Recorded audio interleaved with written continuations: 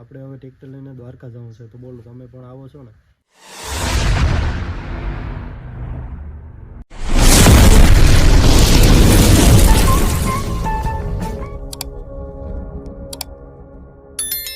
જય દ્વારકાધીશ. તો કેમ છે દાયરાને મજામાં? તો આજનો આ વિડીયો આપણો ખાસ છે બધા માટે, તો 4-5 મિનિટનો ટાઈમ કાઢી અને છેલ્લા સુધી જોજો. તો જાજો સમય ના બગાડતા હું તમને વાત કરી દઉં કે આપણું આ ચેનલ ચાલુ કર્યું એના 23-24 દિવસ જેવું થઈ ગયું, અને એટલા સમયગાળાની અંદર તમારા બધાનો ખૂબ સારો સપોર્ટ મળ્યો અને ખૂબ સારો પ્રેમ મળ્યો. તો અત્યારે આપણે આ ચેનલ ઉપર 150થી વધારે સબસ્ક્રાઈબ પણ થઈ ગયા, તો એ બદલ બધાનો ખૂબ ખૂબ આભાર. તો મારે વાત એ કરવી હતી કે આપણે હવે ટ્રેક્ટર લઈને દ્વારકા જવું છે, તો બોલો તમે પણ આવો છો ને? કેમ કે ઘણા લોકો હાલીને તો જાહે, પણ મારે અત્યારે આ વખતે ટ્રેક્ટર લઈને જાઉં. તો મારું એક એવું સપનું હતું કે નવું ટ્રેક્ટર લઈ અને ટ્રેક્ટર લીધા પછી દ્વારકા એક વખત લઈ જાય ટ્રેક્ટરને. તો એમાંથી મેં ટ્રેક્ટર લીધું એનો વર્ષ દિવસ જેવું થઈ ગયું, અને આ વખતે હવે ટ્રેક્ટરને લઈને દ્વારકા જાઉં. આમ તો હું એકલો પણ ટ્રેક્ટરને લઈને દ્વારકા જઈ શકું, પણ હવે તમે બધા પણ મારી ફેમિલીના સભ્ય બની ગયા, એટલે હવે એકલું તો જવાય ને.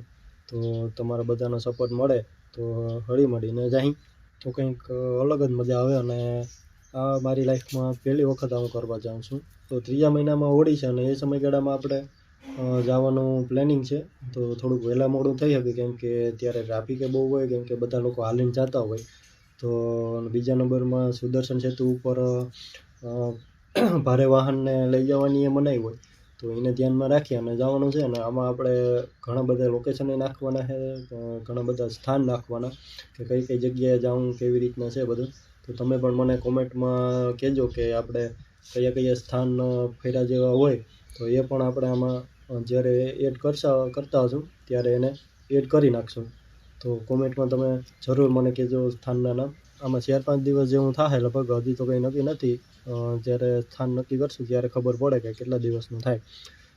તો એ પહેલાં હવે મારે તમારા બધાનો ફરીથી એક વખત સપોર્ટ જોઈએ, કેમ કે આપણે 60 દિવસની અંદર 500 સબસ્ક્રાઈબ પૂરા કરવાના છે. એમાં અત્યારે 350 જેટલા સબસ્ક્રાઈબ ઘટે, અને જો તમે બધા સપોર્ટ કરો તો એક નાનું ફેમિલી બની જાય અને દ્વારકા જવાનો આનંદ કંઈક 2 ગણો જ વધી જાય. અને 60 દિવસ હવે બહુ કંઈ ઝાઝા દિવસ ન કહેવાય, અને મારા માટે તો બહુ ઓછા છે, કેમ કે 60 દિવસની અંદર 350 સબસ્ક્રાઈબ પૂરા કરવા એ બહુ મોટું ચેલેન્જ છે.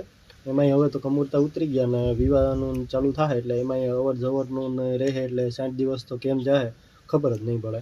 અને આ મારી લાઈફનું એક ચેલેન્જ પણ કહી શકું, કેમ કે પહેલી વખત હું કરવા જાઉં છું.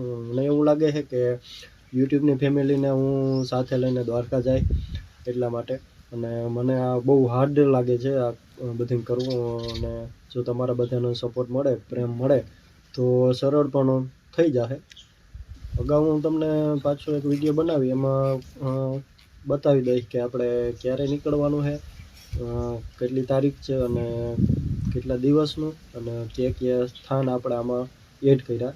અને એ પહેલાં હજી આપણે કુતિયાને એક વખત ટ્રેક્ટર લઈ જવું જોઈએ, કેમ કે એમાં આપણે બોનેટ ઉપર લોકેશન નાખવાનું છે, જેમ કે આપણે નકશામાં હોય બધા સ્થાનના નામ લખેલા, એવી રીતનામાં સ્થાનના નામ લખવાના છે. તો એક વખત કુતિયાને લઈ જાઉં ત્યાં બારડ બાપાની, એ બધું રેડિયમથી કરી નાખી.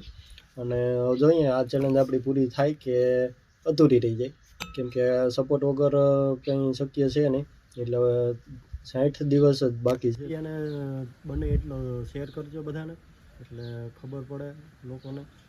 અને કોમેન્ટ કરવાનું ના ભૂલતા. તમને જે પણ સ્થળના નામ યાદ આવે એ મને કોમેન્ટમાં નાખી દેજો, કેમ કે તમારે બધું હેલું મળી જાય. અને લાઈક સબસ્ક્રાઈબ કરવાનું ભૂલતા નહીં. તો આજનો આ વિડીયો મેં તમને બધાને જણાવવા માટે બનાવ્યો હતો.